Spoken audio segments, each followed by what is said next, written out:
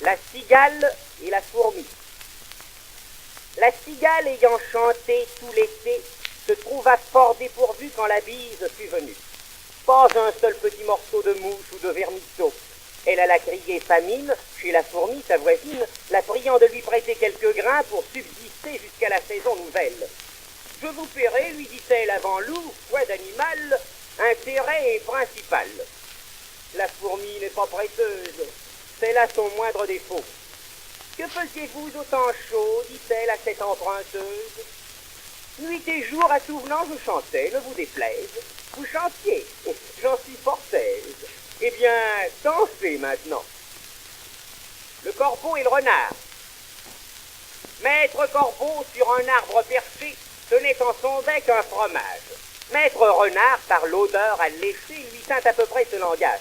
« Et bonjour, monsieur du corbeau, que vous êtes joli, que vous me semblez beau.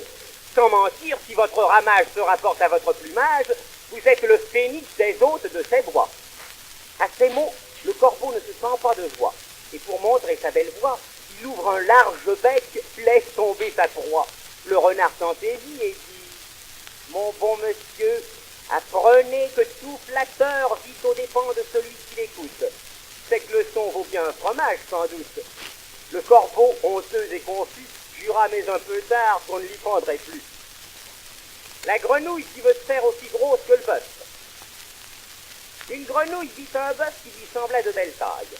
Elle qui n'était pas grosse en tout comme un œuf, envieuse, s'étend et s'enfle et se travaille pour égaler l'animal en grosseur, disant « Regardez bien ma sœur, est-ce assez, dites-moi, n'y suis-je point encore?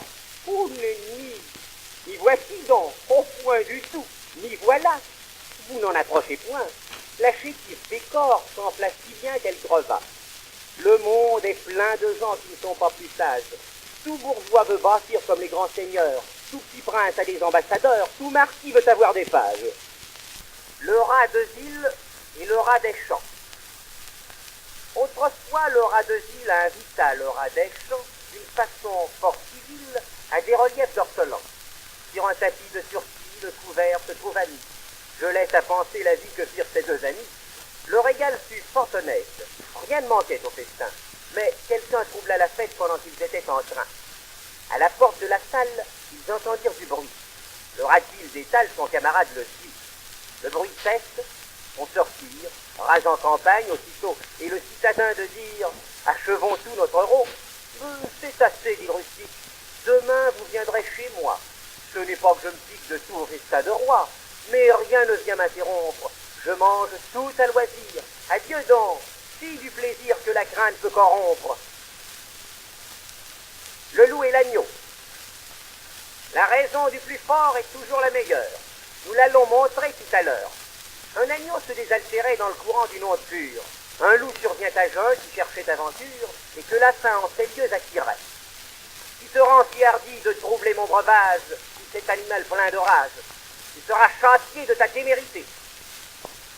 Sire, répond l'agneau, que votre majesté ne se mette pas en colère, mais plutôt qu'elle considère que je me vas désaltérant dans le courant plus de 20 pas au-dessus d'elle, et que par conséquent, en aucune façon, je ne puis troubler sa boisson. Tu la troubles, reprit cette bête cruelle, et je sais que de moi tu m'es dit l'an passé. Comment l'aurais-je fait si je n'étais pas né, reprit l'agneau. Je teste encore ma mère. Si ce n'est toi, c'est donc ton frère, je n'en ai point.